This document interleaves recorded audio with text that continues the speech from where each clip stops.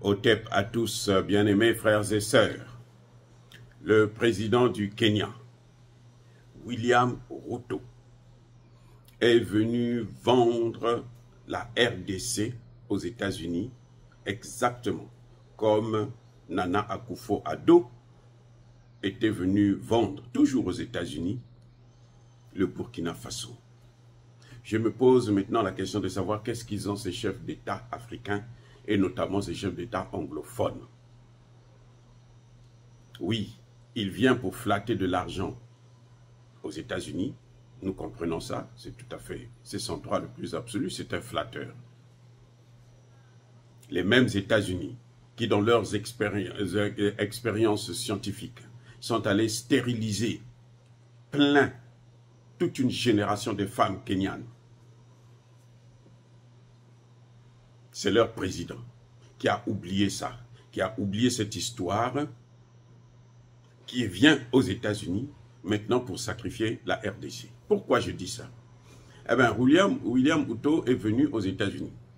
Vous savez que c'est lui qui a été mandaté pour aller envoyer ses troupes en Haïti pour aller faire l'œuvre de l'impérialisme, pour aller rétablir l'ordre pour les Américains, le chaos maîtrisé.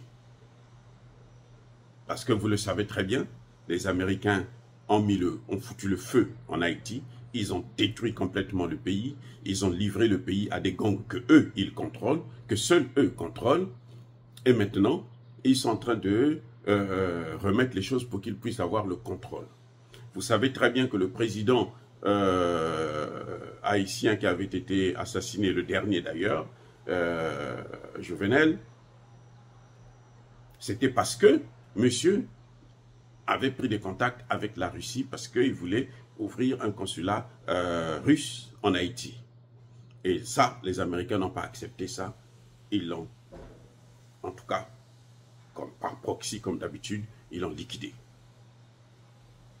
Et maintenant, après ça, ils ont fait démissionner le dernier Premier ministre, Ariel Henry, qui se trouve actuellement à Porto Rico. Et en ce moment, ils ont mis un collège qui doit organiser un collège présidentiel de 9 membres qui doit organiser les élections. Donc, à peine que dans 1 an, 2 ans par là, avant février 2026. Voyez comment ces gens sont en train de faire. Et qu'est-ce qu'ils font? Ils avaient d'abord déjà enlevé l'armée haïtienne. Ils ont amené donc Ruto pour venir régler ces problèmes. Et bien entendu, il a une enveloppe. On lui donne un peu d'argent. Parce que lui, il ne peut pas travailler au Kenya.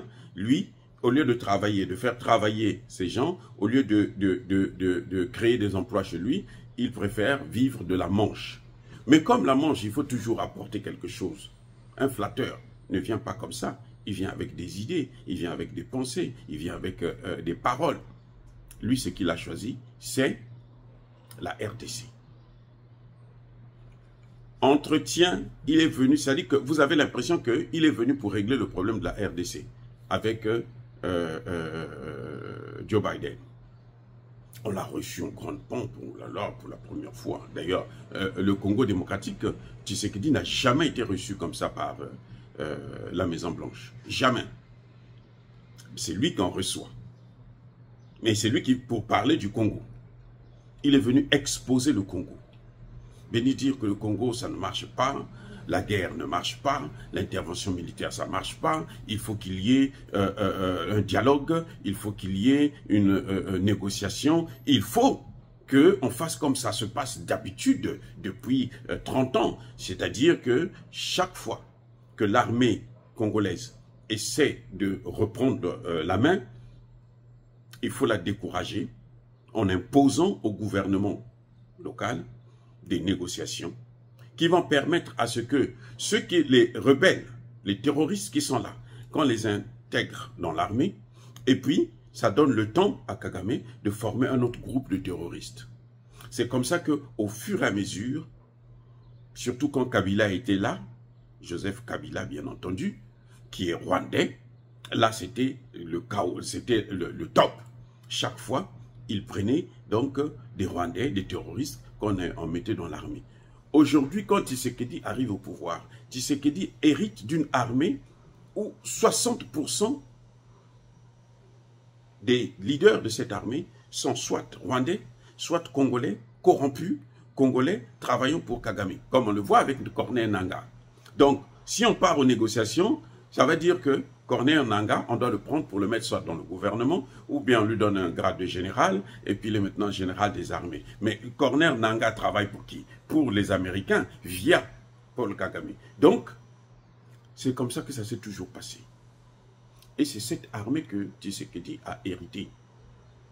Maintenant que, ces derniers temps, l'armée congolaise est en train de reprendre la main avec les patriotes Wazalendo. Ils sont en train de faire alors un travail fantastique. Ils ont pratiquement repris toute la région de Massissi. Maintenant, les hommes de Kagame sont en train de se faire massacrer, au point où Kagame recrute des enfants de 14 ans, 15 ans, 16 ans dans l'armée de Kagame. Parmi ces terroristes-là, vous trouvez maintenant des enfants de 14 ans. Ça veut dire que Kagame n'a plus assez d'hommes pour envoyer sur le terrain. Et comme Kagame travaille avec le Kenya et l'Ouganda, le Kenya qui a été invité à la Maison Blanche pour aller servir le colon en Haïti, il vient expliquer à Joe Biden pour que Joe Biden puisse peser de tout son influence sur le Congo démocratique afin que Tshisekedi aille encore négocier. Et il attend une enveloppe. Tout son entretien. C'était même pas Haïti. Alors qu'il est venu, il a 1000 soldats déjà en Haïti. 1000. Il n'a aucun soldat en RDC. En tout cas officiellement. Ils étaient là dans le cadre de l'EAC, ça a échoué. Mais alors, ça a échoué lamentablement. Donc maintenant, qu'est-ce qu'il fait? Il vient, il parle que du Congo. Il ne parle pas d'Haïti. Vous voyez comment les chefs d'État africains, les Africains sont stupides. Ce William Ruto, c'est un traître de haut niveau. Qu'est-ce que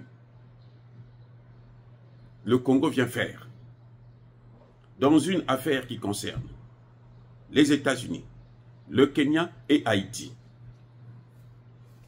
À quoi ça sert le dossier du Congo? Regardez maintenant les conséquences.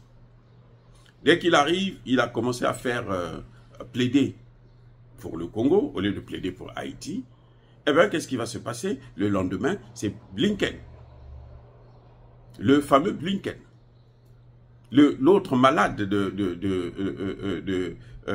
comment vous appelez ça, du secrétariat d'État. Parce qu'ils sont tous devenus fous.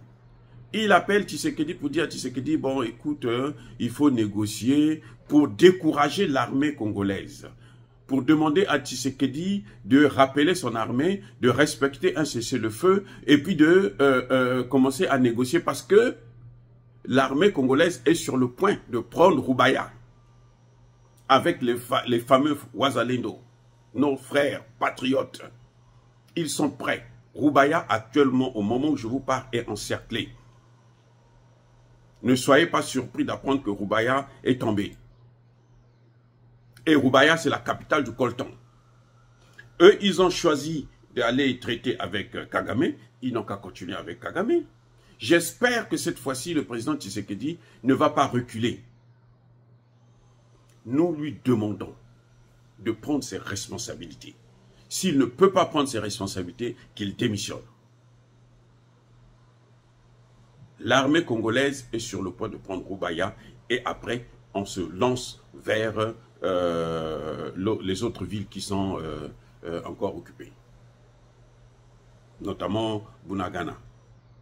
Nous attendons. Bunagana est sur la ligne de mire. Et si on prend Bunagana, c'est fini. Les Rwandais sont neutralisés au Congo. Et maintenant, on va voir que fera encore Corneille Nangaa. Nous n'avons plus besoin de ces négociations qui ont permis à ce que l'armée congolaise puisse être infiltrée, que l'administration congolaise puisse être infiltrée. Maintenant, nous voulons que le Congo puisse reprendre ses responsabilités et que la paix se rétablisse. Donc William Ruto, vous vous souvenez de l'histoire de Nana Akufo? Il est venu aux États-Unis. Il vient aux États-Unis, il dit, vous savez, le Burkina Faso a fait venir Wagner qui est en train d'exploiter l'or à la frontière avec le Ghana. Il cherchait 2 milliards. On ne lui a pas donné les 2 milliards. Vous savez quoi? Qu'est-ce qui est arrivé? 3 mois plus tard, le Ghana était en cessation de paiement. Comme quoi, Dieu fait notre palabre. 3 mois plus tard, le Ghana était en cessation de paiement. Les autorités ghanéennes ont été obligées de venir demander des excuses. Ils avaient fait ça parce qu'ils avaient besoin de 2 milliards de dollars. Ruto est en train de faire ça parce qu'il a besoin de l'argent. Le Kenya est en cessation de paiement. Le Kenya est en difficulté économique grave. C'est pour ça que William Ruto vient, il croit qu'il va vendre le Congo pour relancer son économie. Joe Biden sait. Quand vous suivez bien cette conférence de presse, vous allez voir que Joe Biden n'a rien dit sur le Congo. Joe Biden n'a pas dit un seul mot. Vous savez pourquoi? Parce qu'il ne veut pas être aussi ridicule. William Ruto était hors sujet. William Ruto est venu, ce n'est pas pour régler le problème du Congo. Parce que le problème du Congo, William Ruto et ses alliés de l'EAC ont échoué. Ils ont été chassés. Je dis bien chassés au Congo. Ils sont venus avec leur armée, ils ont été chassés. Donc, il ne peut plus venir parler sur un sujet que lui ne maîtrise pas. Là où eux, ils ont échoué. Il est venu pour Haïti. Mais il vient vendre le Congo. Ça ne se passera plus comme ça en Afrique. Vous avez vu, comme je venais de vous dire tout à l'heure, avec le Burkina, c'était comme ça. Nana Akufo a échoué. La Banque mondiale ne lui avait rien donné. Les États-Unis n'ont pas soutenu le financement. Il est reparti la tête entre les cuisses. Pareil pour William Ruto. Il va repartir la tête entre les cuisses. Qu'il s'occupe de son pays à lui, que les Américains là où les Américains ont stérilisé les femmes. Toute une génération de femmes a été stérilisée au Ghana et plutôt au Kenya par les États-Unis. Ça, William Ruto a oublié ça. Non, ça suffit avec ce genre de comportement. L'Afrique n'est pas à vendre. Et les États-Unis, le problème c'est que les États-Unis eux-mêmes, ils sont en difficulté. Il y a la Chine qui est en train de taper du poing sur la table. Ils n'ont qu'à s'occuper de la Chine au lieu de s'occuper de l'Afrique. Ils ont déjà tellement appauvri le continent africain, maintenant ça suffit. Monsieur William Ruto, repartez chez vous avec peut-être Haïti dans la poche, mais pas avec le Congo démocratique. Dire cela, c'est inciter à la haine ou à la violence, non. Yaba, colère, veille, malembe. Encore une fois de plus, bien aimés frères et sœurs, soyez bénis, abondamment bénis par le Dieu de Kémité, par nos ancêtres angélisés. Mais que tous ceux qui persécutent le continent africain le pillent et le déstabilisent, qu'ils soient noirs, blancs, chinois, arabes, juifs, indiens ou qui qu'ils soient maudits, foudroyés, neutralisés, écrasés, effacés par le Dieu de Kémité, par nos ancêtres angélisés. Vive l'Afrique éternelle, j'ai dit et j'assume.